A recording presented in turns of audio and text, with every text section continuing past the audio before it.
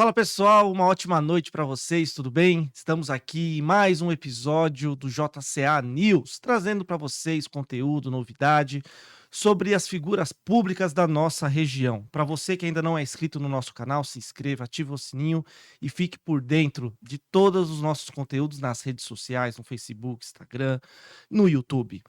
E nessa noite eu tenho o prazer aqui de entrevistar um grande parceiro, um cara que começou a revolucionar a história em Carapicuíba, foi prefeito por 2 mandatos, vereador na cidade de Carapicuíba e hoje faz parte da executiva estadual do PT.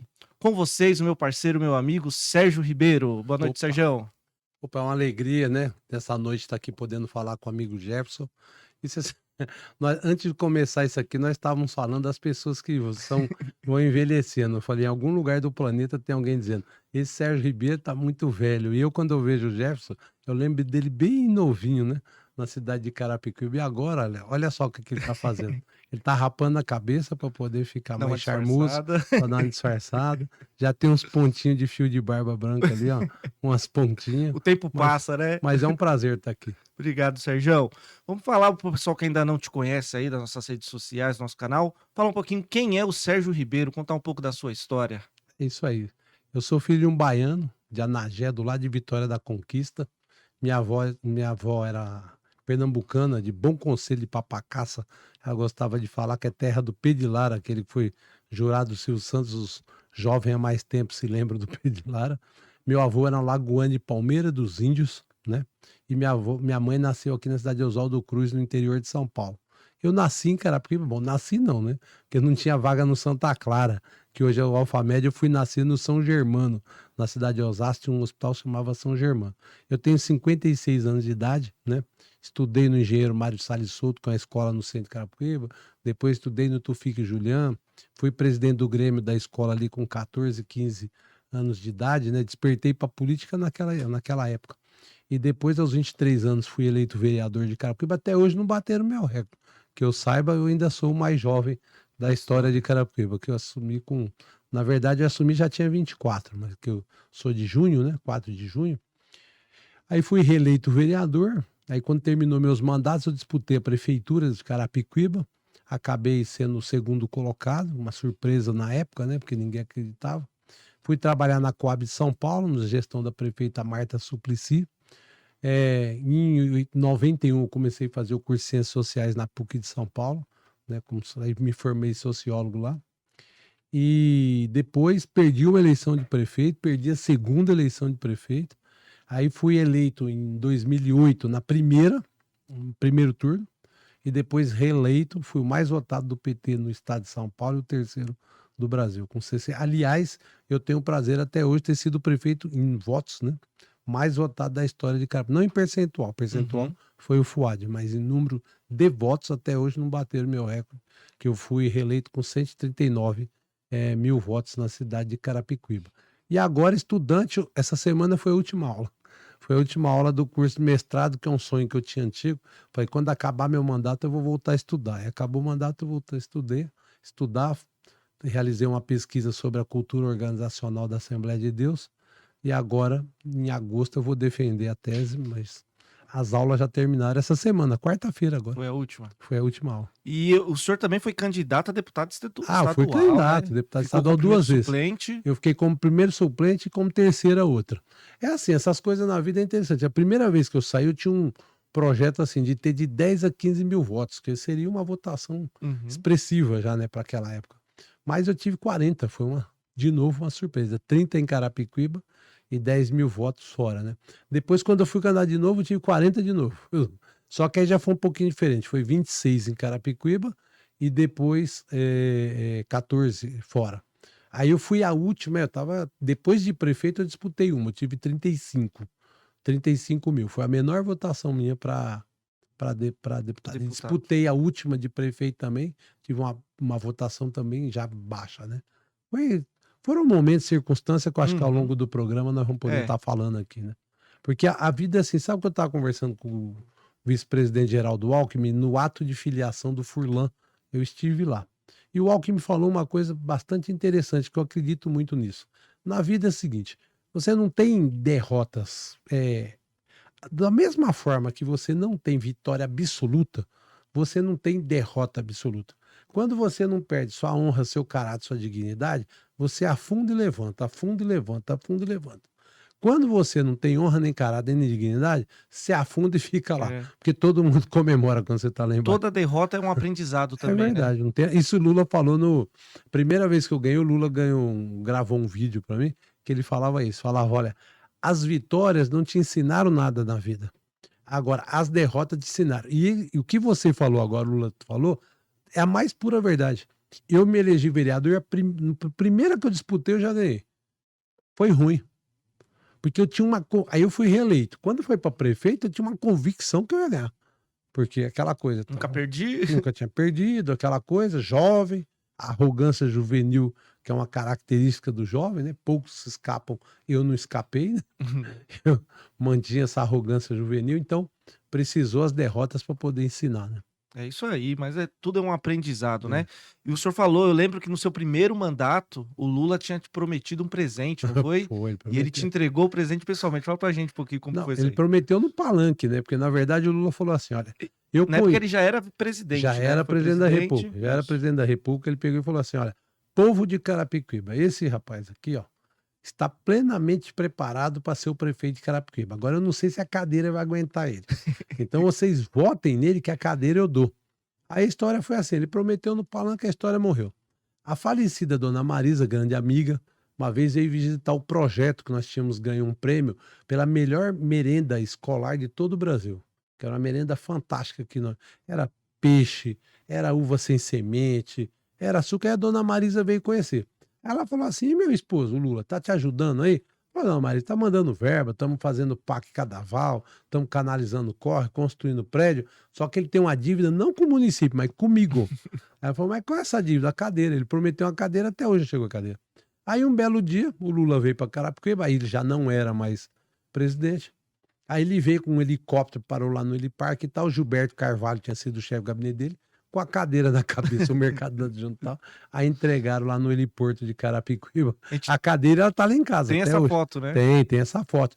Tá o Mercadante, o Lula, Gilberto Carvalho. Tá toda a comitiva, né, do Lula, tá lá Que legal, que nessa bacana. foto aí, tá lá em casa, lá a cadeira.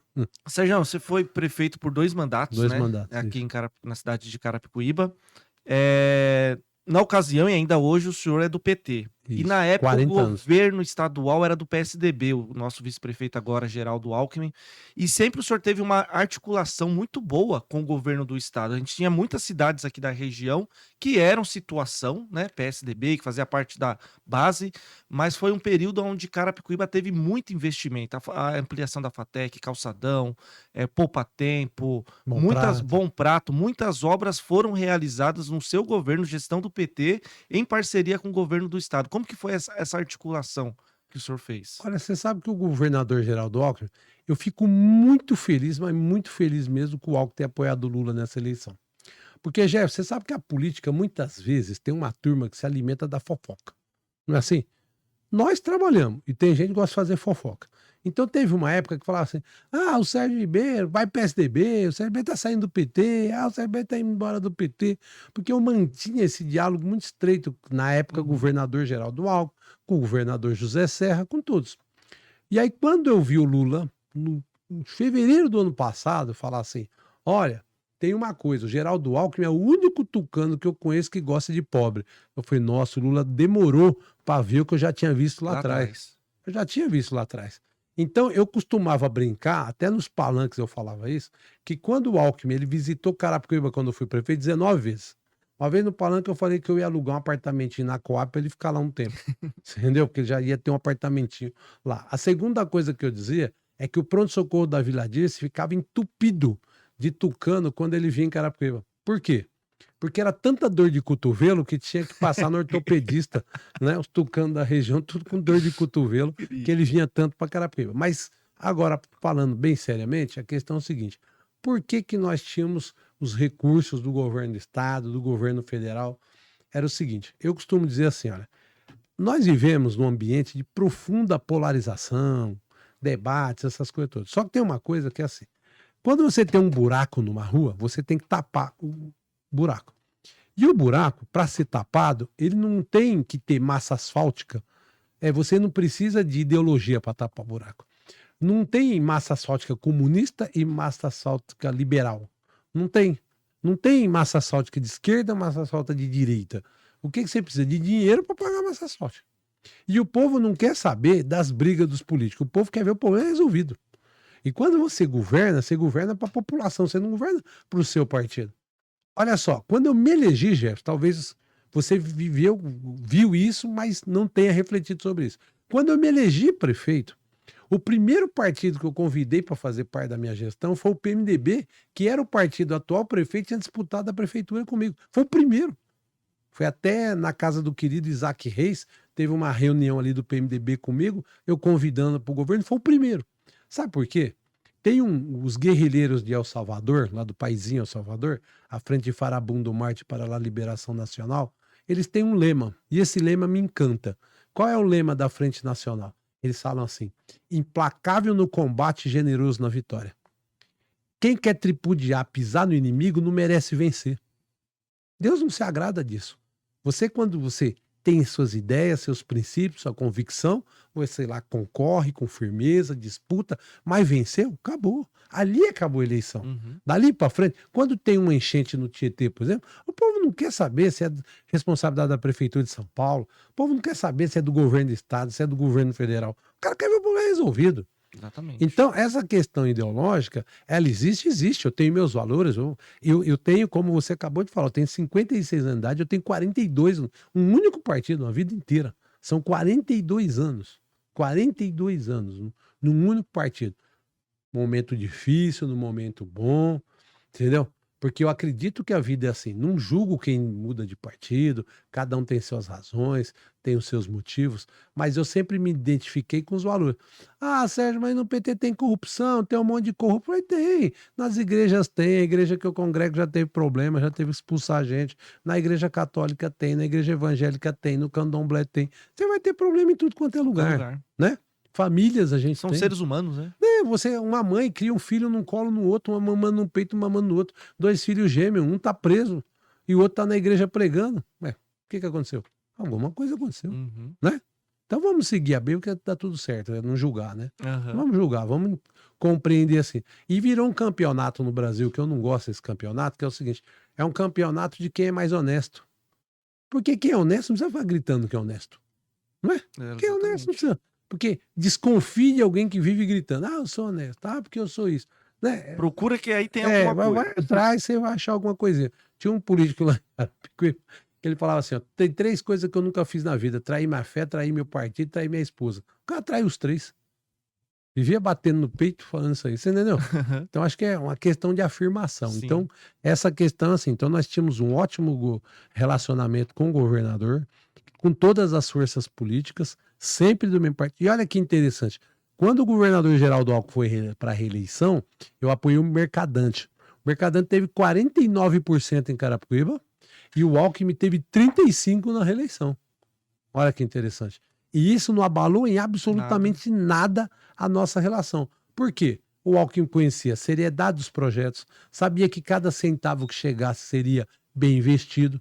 Todos os recursos enviados do governo do estado para Carapicuíba nunca teve uma auditoria, um questionamento, um processo administrativo, uma ação, nunca teve absolutamente nada questionando a lisura. E olha que poderia ser, né? Porque PSDB, que governava, tal, podia tentar achar um pelo. Não, absoluta, todas as contas aprovadas dos recursos enviados pelo governo do estado. Então essa é a seriedade. E isso criou um ambiente, né, que favoreceu muito a cidade. Você listou aqui alguns, eu vou listar os demais. O Parque de Carapicuíba, o parque foi feito 100% da nossa gestão. Gabriel Schucker. O parque, Verdade. Gabriel Schucker. E quando o Celso Gigo me procurou, falou, ô prefeito, o falecido Celso Gigo, que era deputado estadual, vou pôr um nome em homenagem ao pai do Fuad Schucker. Falei, pra mim não tem problema. Eu podia falar, não, pô, eu que tô fazendo o parque, não sei o quê, é na minha gestão. Não, põe. Quando eu fui prefeito, eu fiz uma homenagem para ex-prefeito. Chamei lá e foi receber a homenagem. Milton Chaga, Luiz Carlos Neves, Fuad Schucker. É só entrar no YouTube e vai ver essas imagens, sabe? Que é o que eu acabei de falar. Hoje, lamentavelmente, eu vejo a política ganhando um novo contorno. que é um novo cotorno? As pessoas passaram, até mesmo dentro das famílias, no grupo de WhatsApp, ser inimigos. Uhum. Eu sempre busquei na minha vida inteira me pautar pelo seguinte princípio: eu tenho adversários na política, eu não tenho inimigos. Pode ser que alguém me odeie, mas eu peço perdão para quem me odeia, deve ter algum motivo. Agora, eu sempre busquei ter adversários. E você sabe, jovem, você que é um jovem, você que é um jovem que está me assistindo, eu vou te ensinar aqui diferenciar o que que é um inimigo, o que que é um adversário. Eu vou usar esse celular aqui, ó, para poder demonstrar para você a diferença de um inimigo e de um adversário seu, para você saber para a vida inteira como que é. Estamos aqui, o Jefferson, vamos fazer uma simulação aqui, ó. Esse celular está aqui. O Jefferson quer esse celular. Não deve querer não, porque ele deve gostar de um celular melhor. O meu é baratinho, um Moto G32 aqui. Mas vamos admitir que o Jefferson queira muito esse celular. E eu também quero esse celular. Então nós vamos contar até 3, Jefferson. Eu vou contar. E aí você tenta pegar o celular. Fica com a mãozinha aí. Eu vou tentar pegar o celular também. Então nós vamos lá. 1, 2, 3. Eu peguei o celular. Você tá entendendo? Então aqui nós somos adversários. Eu tô tentando pegar o celular, ele quer o celular. Nós somos adversários. Agora nós vamos tentar pegar o celular de novo. Nós vamos contar até 3. 1, 2. Eu não quero nem saber o que vai acontecer com o celular. Eu só não quero que você tenha. Esse é teu inimigo. Ele não quer, ele quer te destruir. Essa que é a questão. É uma diferença muito grande. Então você sabe que dentro da sua família você pode ser que você tenha um inimigo. É. Olha, uma pessoa do seu círculo que você acha que é amigo, mas ele não é amigo, ele é teu inimigo. Já o adversário, não. É normal as pessoas terem adversário. Sim. Uma vez, o falecido querido Fuad Shukri me procurou, ele queria, quando eu fui candidato a segunda vez, ofereceu 5 secretarias para o PT participar do governo para não disputar a prefeitura. Aí, Jéssica, ele pegou e falou assim para mim: ah, mas você sabe que vai perder? Eu falei: eu sei. E o senhor sabe que vai ganhar. Por que você está oferecendo isso? Mas não tem nenhum cargo que você queira no governo? Eu falei: tem. Prefeito. O seu. Aí ele pegou e falou: mas você não vai perder? Vai. Mas sabe o que que é, seu Fábio? Vou contar. Foi lá na Coab isso. Ali, atrás da delegacia ali do DP, lá na coisa, ali naquele espaço lá. Falei: vou contar uma coisa pro senhor. Sabe o que que tá acontecendo? A terra tá seca pro meu lado, tá árida. E eu tô com um enxadão que nem a lima eu tenho pra molar. Só que eu vou cavar um buraco e vou pôr minha semente do que eu acredito lá no fundo. E eu tenho uma convicção inabalável que um dia vai bater água. E o dia que bater água, a semente tá lá. Ela vai germinar e vai virar uma árvore frondosa da vitória. Foi essas palavras que eu falei pro pai. Aí ele brincou e falou: você não tem jeito mesmo, né? Eu falei: não, porque daqui 30 anos, seu Fuad, eu sou mais novo que o senhor hoje. Então eu posso perder 8 eleições. Aí eu falava pro eleitor assim: Jefferson, ó, olha no meu olho. Eu posso perder, e a senhora tem um direito, o senhor tem um direito de não votar. Mas pode ter certeza de uma coisa: eu não vou desistir nunca. E é assim, minha vida toda é assim, ó, eu não desisto, eu não tenho prazo para realizar. Tem gente que fala: ah, mas você desistiu. Não, não desisti. Calma aí, mas quem disse que eu desisti? Só que não tem que ter prazo, porque tem gente que tem prazo, aí fica afobado. Aí não cumpre o prazo, né? Aí fica triste porque não fez naquele prazo, fica ansioso porque não fez no prazo. Calma, vai acontecer, pode ter certeza. Se você. Agora tem uma coisa: para poder acontecer, você tem que seguir 4 caminhos. Porque tem gente também que é assim. Bom, eu tenho um sonho, ó, tem um monte de xarope por aí que vive sonhando um monte de coisa. Não é assim. Tem que ter 4 coisas. Primeiro, você tem que ter um sonho. Se você não tiver um sonho, esquece. Você tem que ter um sonho. Segundo, você precisa ter um plano para poder executar esse projeto. Um plano. E o terceiro, você precisa se capacitar, se preparar, se qualificar, estudar diuturnamente. Você tem que saber daquilo para poder ter condição de executar o seu plano. Vamos recuperar. Ó. 3. Primeiro, um sonho. Segundo, você precisa ter um plano, um projeto, o nome que você queira dar. Terceiro, você precisa se capacitar para isso. E o quarto e o mais importante, para fechar com chave de ouro, perseverança. Perseverança. Sabe por quê? A perseverança, já vai ter um negócio que é interessante, que é assim, ó. Perseverança é assim. Se você... Tem gente que fala assim: eu só faço o que eu quero. Não é assim? Se você só faz o que você quer, meu amigo, minha amiga, você não é livre. A liberdade é você fazer o que você não quer. Sabe por quê? Porque quando você só faz o que quer, você é escravo do desejo. E o homem que é escravo dos desejos não alcança nada na vida. O homem tem que ser escravo da razão. O desejo ele tem que ser aquela coisa que movimenta e põe a razão em ação, mas você é escravo da razão. Se você é escravo do desejo, você não chega a lugar nenhum. Então tem gente que fala, eu sou livre porque eu faço o que eu quero. Nananina, não. Para você conquistar o que você quer, muitas vezes você tem que fazer o que você não quer. É isso aí. E ter o foco também, né? É importante ter o foco naquilo que você É a almeja, perseverança. perseverança. Sérgio, durante o seu mandato, teve várias marcas que você acabou conquistando como prefeito de Carapicuíba. Uma delas, e eu sempre falo, as pessoas falam assim, quando a gente caminha pela rua da cidade de Carapicuíba, o pessoal fala, porque o prefeito atual tá fazendo as coisas, fulano não fez e tal, outro não fez. Aí eu peguei e falei assim, eu falo assim, cada um tem a sua marca. Nós tivemos o Fuad, que foi um prefeito que ele gostava de obras, ele fazia parque para a cidade, pracinha e coisa e tal. Aí eu peguei e falei, aí eu falo assim, na gestão do Sérgio, eu não tô falando que eu tô na frente do senhor, não, eu sempre falei isso. Na gestão do Sérgio, eu lembro que a cidade tinha 900 vagas em creches. Hoje entregou o mandato com 6.000 vagas. Outra coisa, se o seu parente vinha de outra cidade, de outro estado visitar Carapicuíba, o que não tinha em Carapicuíba? Placa, não tinha sinalização. Então é uma marca da gestão do Sérgio também, as placas, a GCM, outra coisa também que na cidade não tinha. Fala um pouco dessas conquistas que o senhor realizou ao longo dos seus 8 anos como prefeito em Carapicuíba.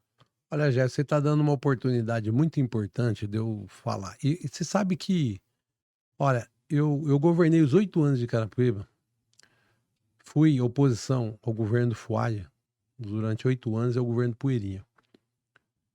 Eu nunca ninguém me viu num palanque atacando a gestão anterior do Fuad. E quando alguém ia atacar, eu falava o seguinte, gente, nós ganhamos uma eleição, não é para olhar no retrovisor, é para olhar para frente. Tanto é que eu, como prefeito, homenageei o prefeito anterior. Eu nunca abri um processo, prefeitura, sobre a minha gestão contra o prefeito anterior. Diferente do que ocorre hoje. Mas eu nunca abri. Bom, aí o que acontece? Tem coisas que não são visíveis para a população, mas que são grandes marcas da nossa gestão. Você falou de algumas aqui que são visíveis. Eu vou falar algumas que para a população como um todo não é invisível. Por exemplo, vocês não acham que é obrigação de quem contrata alguém pagar o salário em dia? É obrigação. Eu não quero palma por causa disso. Eu não quero sair na rua e as pessoas falam, nossa, o Sérgio Ribeiro tá... Não. Eu só quero dizer que eu fui o primeiro prefeito da história de Carapicuíba que pagou o salário absolutamente em dia dos funcionários. Porque quando eu assumi, na Casa Bahia tinha uma plaquinha dizendo assim, não vendemos para funcionário da prefeitura de Carapicuíba. E não foi só o Fuad aqui, não estou criticando o Fuad não, porque o Poeirinha atrasou também, o Milton Chaga atrasou também.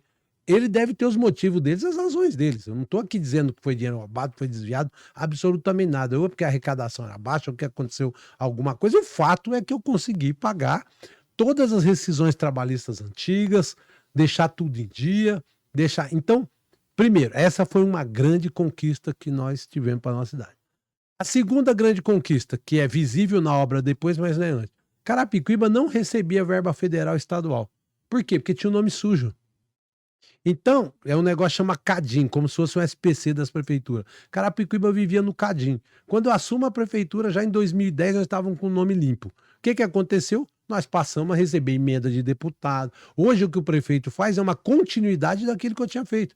Quer buscar Carapicuíba, antes que eu fosse prefeito, praticamente não recebia emenda de deputado. O que é emenda de deputado, para quem não sabe? É aquele recurso que o deputado destina para o município que ele achar que deve. E nós recebíamos de todos os partidos. Do DEM, do PSDB, do PT. Nós recebíamos. A deputada Bruna Furlan várias vezes mandou recurso para Carapicuíba. O Celso Giglo, João Caramês, vários deputados. Então, segundo legado para a nossa cidade, ter criado um setor de convênios, eu cheguei a criar uma secretaria de convênios para poder buscar esses recursos. Nós chegávamos a receber 100 milhões de reais por ano só de convênios com o governo federal e estadual. Uma segunda coisa. Olha, por exemplo, uma coisa que ninguém vê, um almoxerifado central de Carapicuíba. Nós fizemos um almoxerifado central, porque era na vaca mecânica, quem conheceu o Carapicuíba ali, pequenininho. Outra coisa que talvez você não saiba, quando você entra no Ariston, tem lá um batalhão de polícia. Batalhão de polícia é da Polícia Militar do Estado, não é? Quem construiu foi o Estado, correto? Não. Foi a Prefeitura de Carapicuíba. Foi a nossa gestão, nós construímos, e porque antes o batalhão de polícia ficava lá, na Estrada da Fazendinha, em cima de um pet shop que tinha que entrar pelo teto, pela rua lateral. Que o batalhão estava indo para Cotia. A delegacia da mulher estava despejada na calçada. Nós pegamos aquele prédio anexo, reformamos rapidamente. Minha esposa dos móveis, alguns prefeitos da região me ajudaram também. E rapidamente nós, tá até hoje lá, que era um prédio da própria delegacia. Pouca gente sabe disso. O jovem pagava 50% da passagem de ônibus. Hoje é 100% gratuito. 100% gratuito a passagem de ônibus para o jovem estudando da cidade de Carapicuíba. Foi na nossa gestão também. Pouca gente sabe disso. Então, programa de saúde da família não existia em Carapicuíba. Sabe um negócio, chefe? Eu terminei um negócio que é o seguinte, que era um sonho que eu tinha também, pedir para um grupo de colegas pesquisadores. Eu fiz um balanço, já. Tá pronto, hein? Tô falando em primeira mão aqui. 194 páginas. Uma comparação da minha gestão e da atual em todas as áreas. Legal, bacana. Dados da Secretaria do Tesouro Nacional, dados dos ministérios, todos dados oficiais e todos com link embaixo. Porque hoje em dia você sabe assim, né? Você tem que matar a cobra e mostrar o print. Porque senão tem que matar a cobra e mostrar o print, senão o cara não acredita. Então o cara vai lá, o link e busca lá. Então, ó, tem revelações lá extraordinárias. Que você acabou de falar. Resumindo, para não ficar falando coisa por coisa, que eu criei a Guarda Municipal, consegui me trazer o Bom Prato, Poupa Tempo, essas coisas todas. Qual foi a grande marca? E eu tinha consciência que depois que acabasse a eleição, muita coisa, o mandato, muita gente ia esquecer. Porque a grande marca nossa é a área social. E a área social é o seguinte, por exemplo, nós tínhamos o serviço de hemodiálise dentro da Granja Viana, a coisa mais linda do mundo. Tinha um lago, não sei se você chegou a conhecer. Lembro. Sabe o que tem hoje lá? Sabe aquele lago bonito que virou? Secou. Uma fossa. Sabe por quê? 20 famílias invadiram lá, aquelas casas bonitas que tinham lá, e hoje não tem mais serviço de hemodiálise da prefeitura dentro de Carapicuíba. Tem que sair para outros cidades. Tem que sair para outros municípios. Você vê o Teatro Municipal de Carapicuíba, está lá 7 anos fechado. A Escola de Música Tim Maia foi fechada de Carapicuíba, nunca mais reabriu. Ah, a escola não era um prédio adequado? Faz o adequado. Você entendeu? Então, nós fizemos 3 novos postos de saúde em Carapicuíba. Jardim Bom Pastor, Jandaia e atrás do pronto-socorro da Vila Dirce. Hoje não é um dia de fazer, mas quando quiser eu quero. Desafio a atual gestão. Quantos foi feito em Carapicuíba? Novos. Não é reformar o que já tem. É bom reformar o que já tem, mas novo não foi feito nenhum. Como eu disse, hoje não é o dia do balanço. Um dia, se alguém quiser, o atual prefeito, secretário, quem quiser, pode ser no meio da rua, de pé na calçada, em cima de um caixote, na televisão, na Globo, no JCA, onde quiser, eu topo fazer um debate. Legal. Para poder comparar. Para poder comparar. Quantos atendimentos médicos eram feitos, quantos atendimentos de psiquiatria, quantas remoções de SAMU eram realizadas, entendeu? Agora, tem uma coisa que me preocupa, o que está acontecendo em Carapicuíba. Só uma coisa que eu vou falar, que eu não gosto de falar da atual gestão. Pirapora cresceu 33% o orçamento nos últimos 2 anos. Barueri cresceu 25%. Osasco cresceu em média 25%. Carapicuíba cresceu 6%. A média da região foi 25%. Isso é um dado do... Isso é o dado do orçamento da prefeitura. Está no site das câmaras e da prefeitura. Está no site da prefeitura. Isso aqui não é o Sérgio Bento está falando. Quem tiver dúvida, entra no site da prefeitura, entra no site da câmara. Onde que eu fui ver isso? No site da prefeitura e da câmara. Se alguém tiver dúvida. Não é o Sérgio que está falando, Não nem sou inventando, são dados. Está lá no site. É isso aí. São os dados que a prefeitura colocou lá. Então, eu sinceramente estou estudando para tentar compreender o que aconteceu. Mas, como eu disse, o foco hoje é mais um bate-papo, conversar e tal. Mas em algum momento, quem quiser fazer, nós vamos fazer. Para poder comparar. Até para as pessoas saberem. Porque está acontecendo uma coisa, Jéssica, que eu acho assim. Já fazendo um pouco de análise política, né?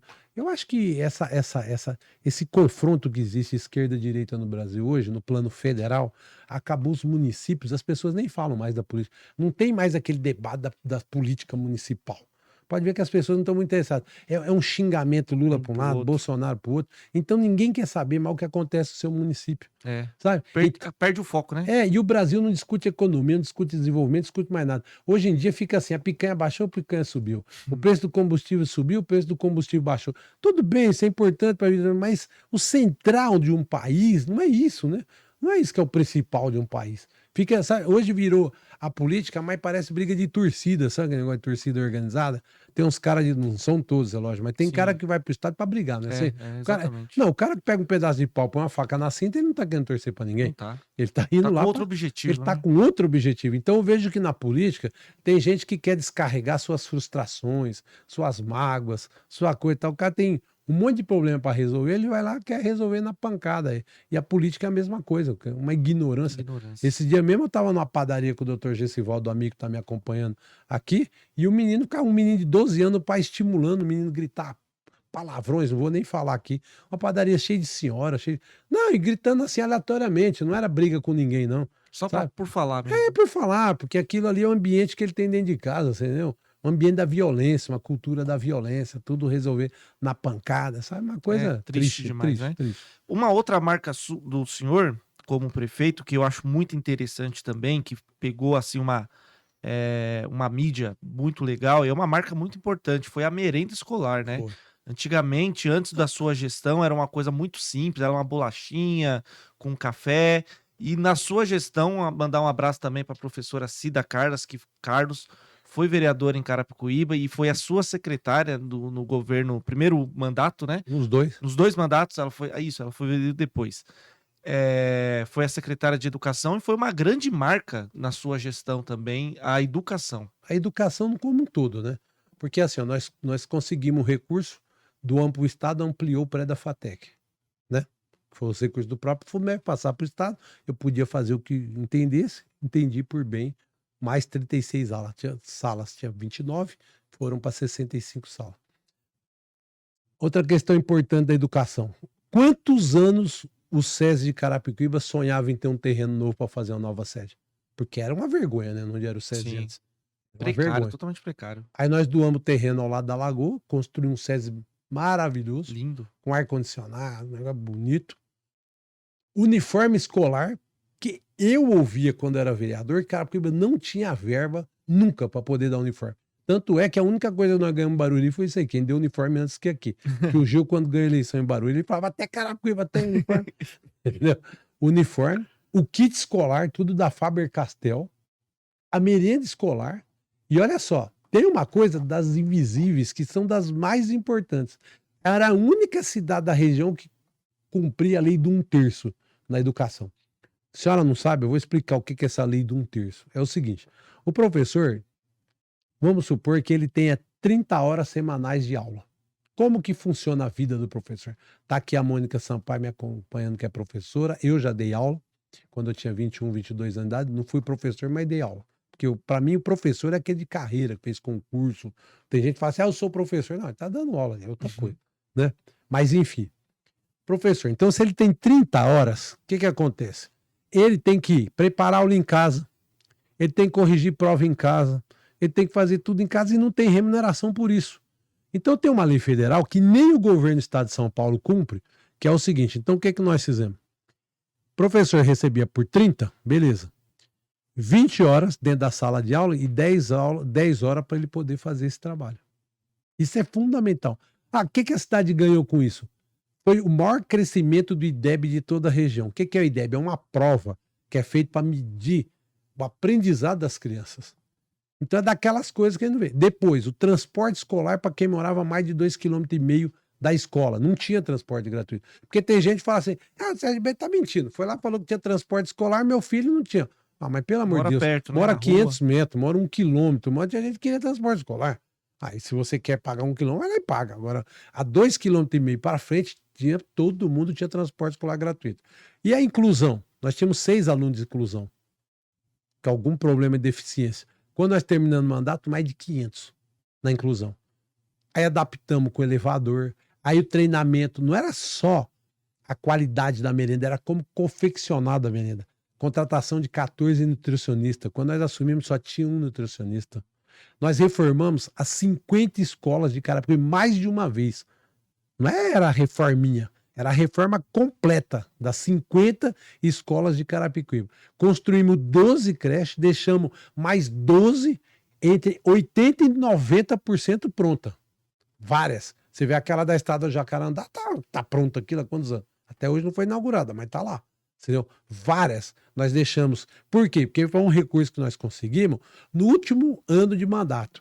Comecinho de fevereiro de 2016. Tinha gente, Jefferson, falava assim pra mim, Sérgio, você vai se prejudicar. Eu falei, por quê? Porque você vai começar a fazer e não vai acabar. O próximo entra vai falar que é ele. Eu falei, não importa, porque é pra população, é pro povo. Se o povo não entender, eu vou tentar explicar. Se vocês não entenderem, fazer o quê? Eu vou ter minha consciência absolutamente tranquila. Se vocês forem procurar no meu Facebook, dia 31 de dezembro de 2016, para quem é curioso, vai olhar lá no meu Facebook. O último ato que eu assinei foi a liberação da construção daquela creche da Coab que está sendo feita agora. Demorou uns anos para o prefeito tomar, mas eu estava assinando a contratação da empresa para poder fazer. No último ato, tinha gente que falava assim, Sérgio, ó, só faça o que você conseguir terminar.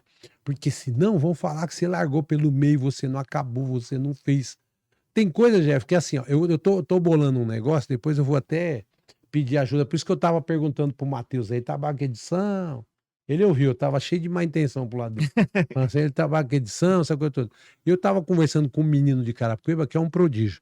Com essa história de inteligência artificial, sabe o que eu vou fazer? Fazer um aplicativo assim no WhatsApp. O cara vai receber o WhatsApp falando assim, você conhece as realizações da gestão do Sérgio Ribeiro? Se você quer conhecer da saúde, digite, diz que aperte 1. Aí o cara vai apertar 1, vai aparecer os links, as fotos, as imagens, o Google Maps, onde que tá. Porque quando eu falo que eu fiz 8 ginásios de esporte coberto em Carapicuíba, mini ginásio, o cara fala, mentira, cadê esses mini ginásios? Pois então, eu falo os 8. Um atrás do Feijão de Corda, para quem conhece a Marginal de Carapicuíba, foi feito 1. O outro atrás da Mamute, que é uma empresa que tem na Marginal, só ir lá. Outro lá na rua Capanema, que é do lado da escola João Hornos, que é na Vila Cristina, já deu 3. 4, um lá no Planalto, que é sempre cheio, ali dentro do Parque Planalto. 5, um outro que transformaram num posto de saúde, lá na estrada do Egídio Vitorello, já deu 5. 6, que é um lá da Nova Prata, fizeram lá na Nova Prata, no Ariston, que ficou um tempão lá, estava já inaugurado e tal. 7, um da Praça da Árvore, tá lá. 5. E o 8º, um lá dentro da Escola Argeu. Nós fizemos 8 no ginásio de esporte. Porque tem gente que fala assim, porque o prefeito colocou o atual prefeito colocou campo de grama sintética em 5, 6 campos. Falei, parabéns. Mas você acha que eu vou criticar? Tá de parabéns. Você deu a melhor definição do mundo. Eu sempre falei isso. Cada prefeito, em determinado momento, deu uma contribuição. Uns fizeram mais, uns fizeram menos, né? De acordo com a circunstância do momento, da coisa, enfim, da sua habilidade política, capacidade de gestão. Agora, que foi feito e tá lá. Porque teve, olha, no dia do meu aniversário, eu tava saindo lá, você estava lá no meu aniversário, tinha um barzinho em frente. Aí tinha ali uns caras bebendo, tinha bebido um tiquinho a mais, né? É um direito dele, trabalhador a semana inteira. Aí o cara pegou e falou assim, ô Sérgio Ribeiro, vou falar uma coisa pra você é gente boa e tal, mas não fez nada em Carapicuíba. Aí eu falei pra ele, você mora onde? Ele falou assim, no Jandaia. Lá no Jandaia? Você lembra quando foi recapeada a estrada do Golpiúva na minha gestão? Ele falou, lógico que eu lembro. Então eu já fiz uma coisinha. Você lembra que o sonho do Jandaia era ter um posto de saúde? 30 anos o pessoal prometendo. Quem foi que fez o posto de saúde? O senhor. Bom, a maior creche da história de Carapicuíba é atrás do Feijão de Corda. Que bairro que é? Ele falou, no Jandaia. Aí eu peguei e falei, bom, posto de saúde e tal. Qual era o sonho do bairro? Não era a companhia da Polícia Militar para a estrada do Golpiúva? Nem que gestão que veio? Nossa. E a questão todos os escadões, vielas aqui foram iluminados por quem? Não foi pelo secretário Elias Cassundé de serviço? Ele era secretário de qual, prefeito? Não sei, foi meu. Ele era meu secretário. Nós iluminamos todo escadão e tal. E o problema da enchente no Golpiúva, em frente à igreja? Não foi solucionado? Não foi. Falei, meu amigo, então vou falar uma coisa pra você. Se nós fizemos no esporte, nós fizemos na saúde, nós fizemos na educação, na segurança, eu que te pergunto, o que mais você acha que deveria ter sido feito aqui no Jandaia? Aí ele não conseguiu falar, porque os outros começaram a zoar ele. Os 5, 6 amigos que estavam no bar. Isso é um pinguço, não sabe o que fala. Você não sei o que, não sei o que, não sei o que. Porque eu acabei de falar, 2 ginásios de esporte no Jandaia. Um atrás da Mamute, Exatamente. o outro lá atrás, iluminamos aquele parque pequeno que tem ali atrás do. Aliás, iluminamos todos os parques. Uhum. Iluminamos o Parque da Aldeia, iluminamos o parque. Porque tem gente que fala, quem iluminou os parques. Tem... Esse dia uma pessoa falou para mim, mas quem iluminou? Eu falei, meu amigo, quem iluminou os parques, de novo, é só ir no site da prefeitura. Tá lá, nós inauguramos a iluminação do Paturi, do Planalto e do Parque da Aldeia. Foi na nossa gestão. Trocaram as lâmpadas, tudo bem. É manutenção, É né? manutenção, é Tem que ser diferente, mas feito. nós iluminamos o parque. Então são várias. Pagamos uma dívida, Jéssica Eletropaulo, de 21 milhões de reais. Quando foi o último mês meu de mandato, eu paguei a última parcela, 435 mil reais. A última parcela. Devia 20 milhões de reais de Eletropaulo, que é a antiga Eletropaulo, né? Que Aham. virou Enetel. Nós pagamos, nós quitamos. A Inocência Seraf, que eu peguei um Uber esse dia, o cara falou, mas isso aqui foi. Eu falei, não, filho, Inocência Seraf foi eu. Faz 10 anos que foi recapeado, não tem um buraco. Se tiver buraco lá, faz a BES cavou. Olha a qualidade, olha as calçadas que foram feitas. Exato. Um espeto. Gerson, eu asfaltei, que era terra. Não é que foi recapeado, que era terra. Uhum. 210 ruas em Carapicuíba. Terra. Era terra. O cara andava na terra. Várias ruas em Carapicuíba. Você pega o lado esquerdo e direito do Jardim Angélica lá pro fundo, foi tudo na gestão. 14 ruas de um lado, 4 da outra. Só ali. Você pega aquela que corta ali a Savoy, Pérola do Oeste já tava, a Porto Vitória fomos nós. Tudinho aquilo ali. Até dentro da favela. É assaltado. Entendeu? Exatamente. E sem pagar, ninguém pagava nada. Entendeu? A boa parte desses asfaltos foram feitos com a própria equipe da prefeitura, né? Porque você pega, eu tive a satisfação do meu mandato, porque tudo isso que eu tô falando aqui, eu não fiz sozinho, gente. Só foi possível fazer, ó. Eu tive o melhor secretário de obra da história de Carapicuíba, meu amigo Joel da Madeireira. Eu tive o melhor secretário de serviços municipais da história de Carapicuíba, Elias Cassundé. Eu desafio. O Cassundé tinha um trabalho tão sério e dedicado que quando eu ganhava pilhas de tinta para pintar a cidade inteira, que falaram que eu estava na época maquiando a cidade, não, eu estava pintando porque não tinha pintura. Ele guardava dentro da sala dele para ninguém desviar uma lata de tinta. Ficava aquelas pilhas de lata de tinta. A secretária ficou mais tempo na história de Carapicuíba na Secretaria de Saúde, foi a doutora Simone. Nunca um secretário ficou o período que ela ficou. Uma pessoa amável, que às vezes ela me ligava, o deputado fulano de tal, que é o atual prefeito, está aqui, o que eu faço, prefeito? Eu falei, atende. Quantas vezes? Quantas vezes? Sabe, Jefferson? Então essa coisa, como eu falo, quando você trata com adversário, você tem que reconhecer. O Joel chegava às 6, 7 horas da manhã na prefeitura todo dia para trabalhar. A Simone nunca tirou uma série. A professora Cida Carlos com 8 anos sem férias na Secretaria de Educação. Os cargos de confiança, quem duvidar, o Mateus, quem quiser pegar depois no YouTube, eu tinha prometido que eu ia limpar, acabar com a sujeira na porta do terminal de Carapicuíba. 4 da manhã do dia 1º nós estávamos lá. Mais de 300 cargos de confiança. Rato pulando para todo lado, limpando aquilo lá. Parecia filme de terror aquilo ali. Lavando o calçadão de Carapicuíba, os ratos pulando para tudo quanto é lado. Nós saímos, teve problema. Mas na época do Sérgio Ribeiro teve problema da coleta de lixo. Teve? Mas como nós herdamos? Não tinha uma empresa de lixo que se dispunha a trabalhar em Carapicuíba. Sabe por quê? Porque a Júlio Simões tinha prestado aqui serviço, nunca recebeu um centavo. A Enob tinha prestado serviço em Carapicuíba, nunca recebeu um centavo. A Tecipar tinha prestado serviço em Carapicuíba, nunca tinha recebido um centavo. Quem é que queria coletar o lixo de Carapicuíba? Ninguém. Então nós fomos devagarzinho, entrou a 4R aí, colocou 2 caminhões. Falou, prefeito, se pagar eu coloco mais 2. Vamos vendo aqui devagarzinho. Entendeu? Porque era o histórico. Medo, né? E o medo também. O empresário tem que receber, Trabalhar como sem que vai receber? fazer? Como vai fazer? Pagar óleo diesel todo dia, pagar funcionário, pagar Pneu, manutenção de caminhão, pneu, tudo. Então foi. Então quando nós saímos, a prefeitura já estava. Aí, Gerson, eu fui o único prefeito do Brasil que quando eu terminei meu mandato, eu paguei o salário antecipado dos funcionários de janeiro. Olha o que eu fiz em dezembro. Eu paguei 13º, eu paguei integral. Paguei o salário de dezembro, portanto, 2 folhas, e paguei a folha de janeiro. E sabe por quê, Jefferson? Que eu fiz isso daí de pagar antecipado? Sempre os humildes, sempre os mais simples.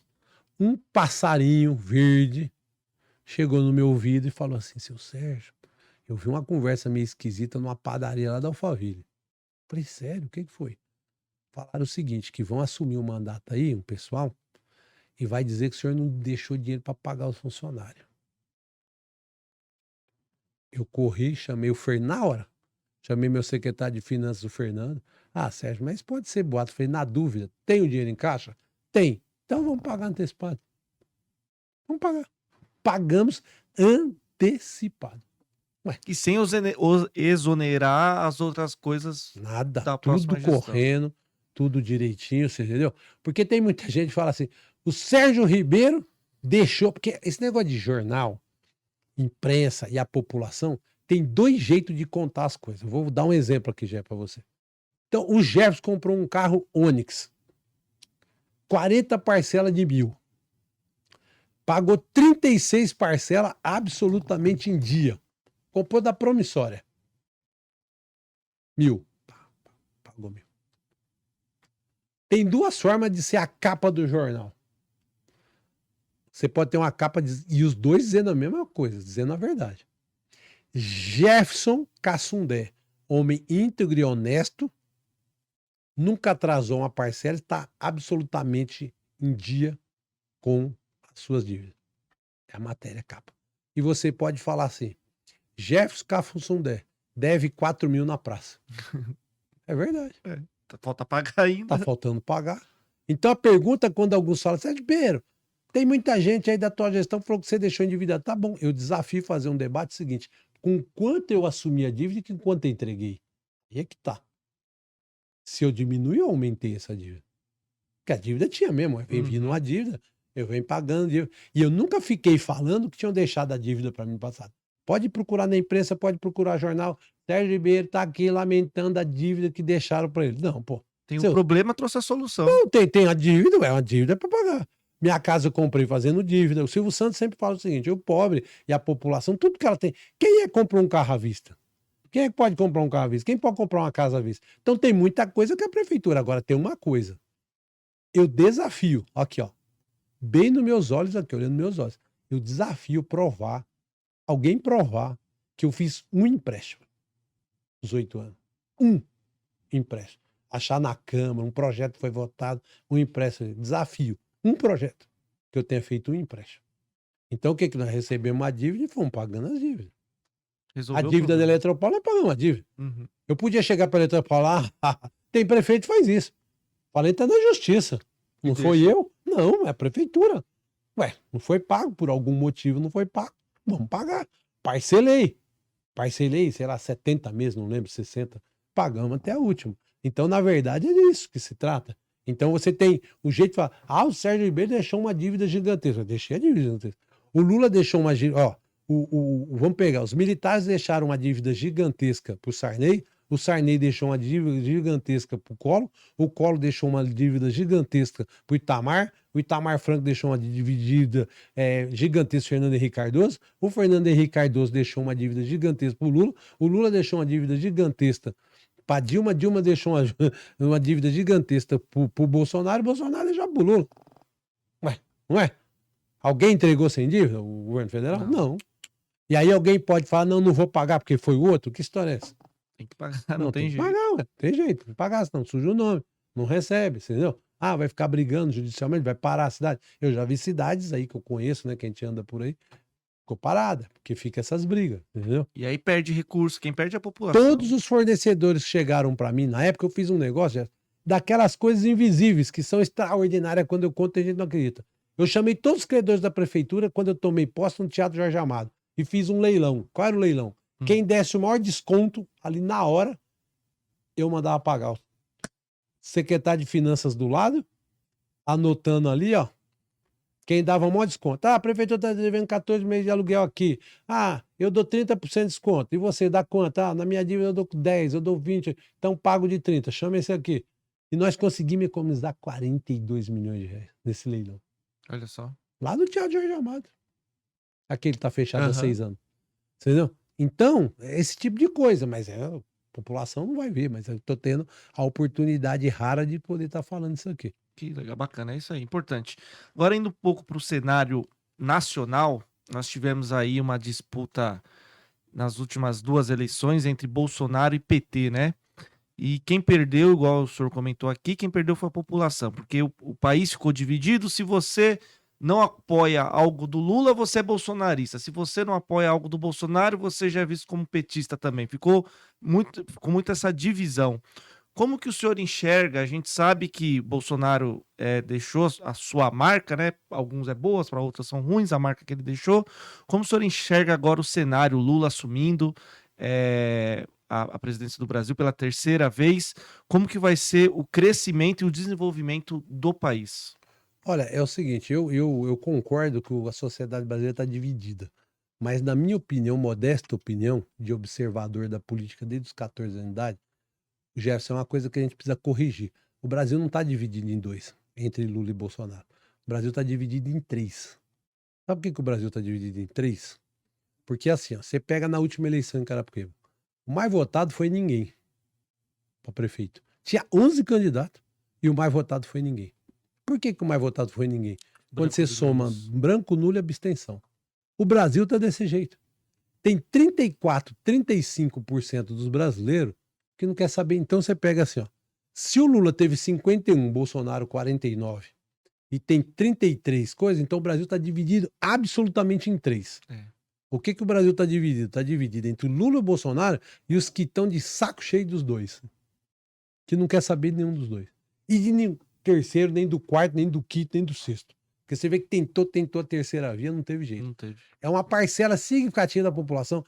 Eu já falei isso no governo Lula, vou para Brasília agora, a primeira vez. Porque tem muita gente que correu para Brasília no começo do mandato, eu já conheço como aquilo funciona. Agora que chegou a metade dos cargos nomeados, que a gente estava passeando em Brasília, janeiro, fevereiro, março, fazendo não sei o quê. Porque, na verdade, não estava nada montado. Agora o time está parcialmente montado. Já dá para levar algumas reivindicações importantes de Carapicuíba. Mas, enfim, eu vou lá para lá na terça, aí volto na quinta noite. Então, o que acontece? Tenho falado para o governo e vou reafirmar nesse diálogo que eu vou ter reunião com o ministro da Educação, vou ter reunião com o ministro da Saúde, a ministra, né? Vou ter reunião com o ministro das Relações Políticas, institucionais, vou ter relação com o ministro do Trabalho, vou ter lá reunião com o ministro, enfim, e vários outros de segundo escalão do governo, fora esses ministros. Todos eles eu vou falar a mesma coisa. Nós temos que estar atento para um terço da sociedade brasileira que está de saco cheio de tudo, que não aguenta mais ninguém, que não vota mais ninguém e que não tem esperança em mais nada. Que a alternativa dessas pessoas é a droga, é o crime, é a perversão, sabe, é uma situação de angústia, de tristeza, sabe, da nossa juventude que não vê esperança em absolutamente nada. Então, o Brasil está dividido nesses três. A perspectiva para o Brasil, eu acredito o seguinte: meu pai, falecido, um baiano, ele falava assim, ó, quando você tiver numa situação bem boa na tua vida, você aproveita bastante, porque vai passar. E quando você estiver na desgraça total e absoluta, não se desespere, porque vai passar também. Então o Brasil, de alguma forma, até por conta da pandemia, por conta das opções que o governo fez, porque na verdade, Jess, é o seguinte, ó. Aí vamos ver se o Lula vai ter coragem de enfrentar o que precisa ser enfrentado. Vou falar uma coisa aqui que talvez choquem vocês que estão assistindo aqui esse podcast. É o seguinte: quem manda no Brasil não era o Bolsonaro. Quem manda no Brasil não é o Lula. Quem manda no Brasil é o sistema financeiro. Se não tiver coragem de enfrentar esses caras, o Brasil não vai. E eu vou contar por quê aqui em poucas coisas. Poderia fazer um podcast especial só para poder explicar a história disso e por que isso virou assim. Primeiro, o Brasil é o sistema bancário mais concentrado do planeta. Nenhum lugar do planeta, 3 bancos concentram 80% da operação de crédito. Não existe isso no planeta. Aqui é o Itaú, o Bradesco e o Santander, os 3 bancos privados. Tem os 2 estatais, que é a Caixa Econômica e tal. Dos 10 bancos mais lucrativos do planeta, 3 estão no Brasil. E 2 são brasileiros. Porque o Santander é espanhol, o Bradesco é brasileiro e o Itaú é brasileiro. Olha o que eu estou falando, dos 10 bancos mais lucrativos do planeta, 2 estão aqui. Olha só que absurdo. Na Europa, sabe como funciona o crédito? Toda a comunidade europeia, a União Europeia, funciona assim. Se você compra esse copo, deve R$10, você pode parcelar em 1000 vezes, não importa o juro. Quando você pagou 2 vezes o valor do copo, acabou a dívida. Aqui no Brasil, não. Aqui no Brasil, pela Constituição, a agiotagem é crime. Tem agiota que empresta 10, 15%, tem banco que o cheque especial é 20%. Mas eu vou dar um número aqui para encerrar essa parte aqui, para mostrar como que o sistema financeiro manda no Brasil. A dívida pública brasileira, por ano passado, o Brasil pagou 1 trilhão, mais de 1 trilhão e 800 bilhões de reais. Dívida pública. Sabe quanto que o Brasil gasta com Bolsa Família? 60 bi. Sabe quanto que gasta mais ou menos com educação? 140, 160. Tem ano que é mais, tem ano que é menos. Sabe quanto que gasta com a saúde? 140, 160. Sabe quanto que o Brasil gasta com essa dívida pública que eu falei agora? Pagamento da dívida pública? 43,4% do PIB nacional. Tudo que o Brasil produz vai basicamente para 15 mil famílias. 15 mil famílias. Aí alguém vai falar assim, mas se eles emprestaram esse dinheiro para o governo, então o dinheiro... Então eu vou dar só um exemplo para vocês da perversidade que é esse processo. É mais ou menos assim que acontece. Quem define a taxa de juros do país é o Banco Central. Criaram a história do Banco Central independente. O Banco Central ficou independente do presidente da República e do povo, porque o presidente da República representa o povo. Para o bem, para o mal, o presidente representa o povo. Ficou independente do povo e de rabo preso com o banqueiro. Então o que os caras fazem? Praticam uma taxa de juros extorsiva. Quem é que ganha? Os bancos. Como que os bancos ganham tanto dinheiro assim? É uma coisa aparentemente complexa, mas não é. É o seguinte, gente. Quando sobra o dinheiro no final do caixa, no banco, no final do dia, fecha a tesouraria de todos os bancos do Brasil, seja privado ou público. Aí esse dinheiro tá lá. O que ele faz com esse dinheiro? Ele não empresta para o povo porque ele tem medo do calote. Ele empresta para quem? Para o governo. Aí eu vou dar alguns nomes aqui, os mais antigos vão lembrar, os jovens lembram de algumas marcas que eu vou falar aqui. O que tem de comum a Brastemp? Todo mundo já ouviu falar da Brastemp, né? O grupo Whirlpool americano comprou. A Consul, o grupo Whirlpool americano comprou. A Prosdóximo, a Electrolux comprou. A Cofap, a Meire da Alemanha comprou. O que essas empresas têm de comum? Sabe o que é, Jefferson? Todas elas foram compradas por multinacionais. Por que elas foram compradas por multinacionais? O seu Kaczynski, que era o dono da Cofap, tinha 7 mil empregados. Sindicato, confusão, concorrência do chinês para lá e para cá. Ele vende a empresa dele, pega esse dinheiro, compra título da dívida pública brasileira e vai ficar recebendo juro. Não precisa nada. Então, aqui no Brasil, a dívida pública brasileira ela destrói a indústria nacional. Então, o presidente da República, o Lula tá começando a entrar o Campos Neto agora, que é o presidente do Banco Central, por causa disso. Ó, dinheiro do BNDES hoje, que é o dinheiro mais barato do Brasil, é 18% de juros ao ano. É um absurdo. Não tem. Sabe quanto está sendo as taxas de juros? Mas o Brasil do Japão, lá, o Japão deve 3 vezes o PIB. O Brasil deve 74% do PIB. Por que a nossa taxa de juros é tão alta e lá é baixa? Você compra, hoje existe deflação. Você compra carros nos Estados Unidos, você compra carro na Europa, você compra 36 vezes sem 1 centavo de juro. Aqui no Brasil não. Nem vou falar o preço dos carros, porque aí a gente entra num debate aqui, a história do preço do carro. Mas você compra um carro de 100 mil, entra com 50 mil, parcela em 36, você paga 180 mil, você paga quase dois carros. Quase 2 carros. Então, você se mata de trabalhar para fazer o quê? Para dar um carro de presente para o banqueiro. Olha que aberração que o juro do Brasil tá. Se você for comprar um ônibus hoje na Mercedes-Benz, ele custa 1.200.000, 1.300.000, 1.400.000. Um amigo comprou 75 ônibus esses dias. Foi no BNDES para pegar o dinheiro emprestado. Chegou lá 18%. Sabe quem foi que vendeu com juro muito menor para ele? O banco da Mercedes-Benz. Por quê? Porque a Mercedes-Benz, que é alemã, o que ela faz? Manda o dinheiro para cá, porque lá a taxa de juros é pequenininho e explode de ganhar dinheiro aqui dentro. Então, meu pai nunca pagou juro na vida, sabia? Tudo à vista? Tudo à vista. Carro só consórcio, a cada 3, 4 anos, um metalúrgico, meu pai. Ele ia com dinheirinho no bolso, ele chegava lá comprar uma geladeira, falava, quanto que é? É tanto, 10 parcelas é o mesmo valor. Ele falou, mas o dinheiro tá em cima da mesa. 15% de desconto, 20% de desconto. Meu pai falava, não dou dinheiro. Aí sabe o que eu fiz, Jeff? Há 25 anos eu rasguei cartão, cheque, eu vivia pagando aquele limite, com a vida enrolada. Faz 25 anos que eu não tenho cheque, faz 25 anos que eu não tenho cartão, que eu não tenho absolutamente nada. Minha vida floresceu.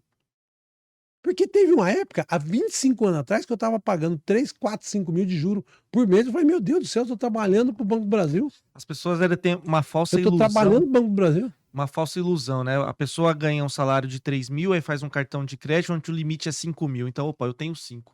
Mas da onde você vai arrumar mais esses 2 Aí mil ele pra pega pagar? um cartão da C&A, um da Pernambucana, um da Renner, um não sei o que lá. Tem cara assim que ele abre a carteira dele assim, ó. Tem uns 15, 20 cartões, cara. Qual é a renda do cara? 2 mil, 1.500. Então, ele tem de crédito ali 20, 30 mil. Uhum. Aí o que acontece? Ele vai enfiando o pé na jaca, ele só esquece que depois tem que pagar. Aí o Lula lançou o desenrola agora por causa disso. Nós temos 75 milhões de brasileiros que estão com o nome sujo.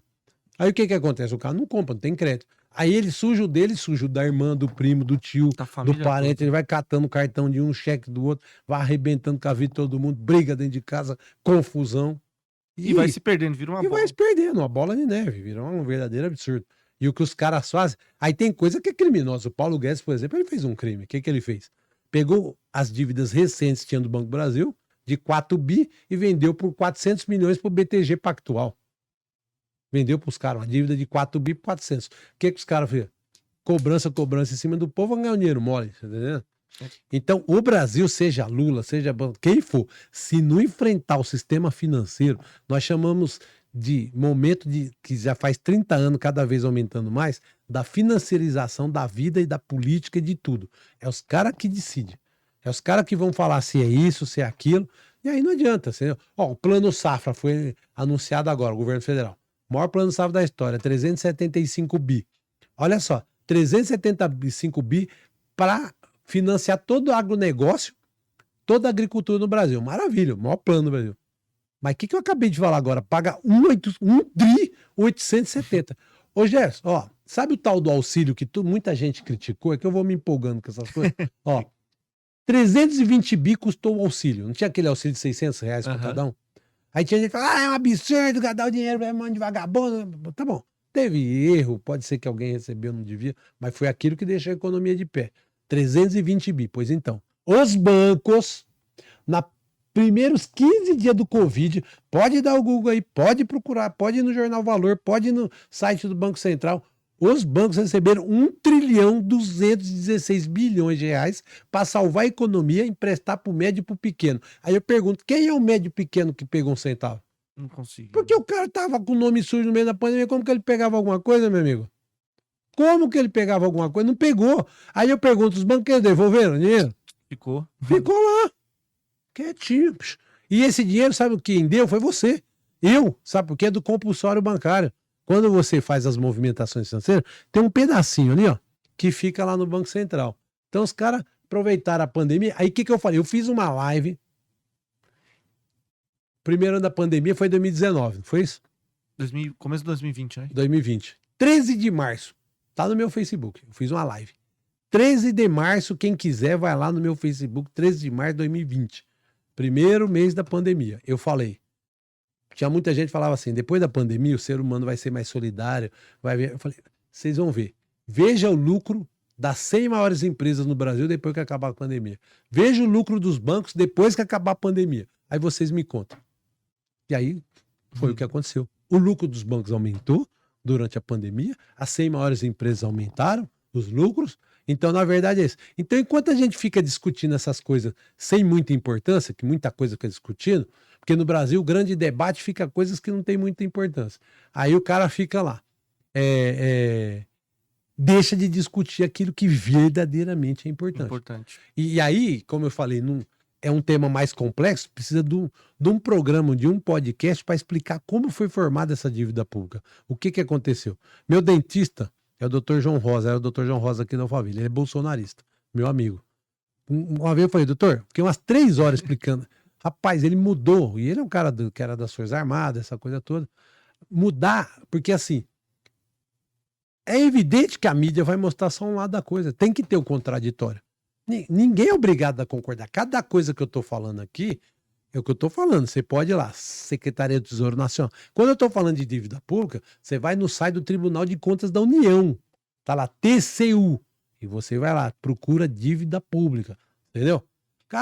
Mas se você não acreditar no site do Banco Central, meu filho, não tem jeito. Onde? Não, porque tem cara que fala. O astronauta já fotografaram, todo mundo viu que a Terra é redonda e os caras insistem que é plana.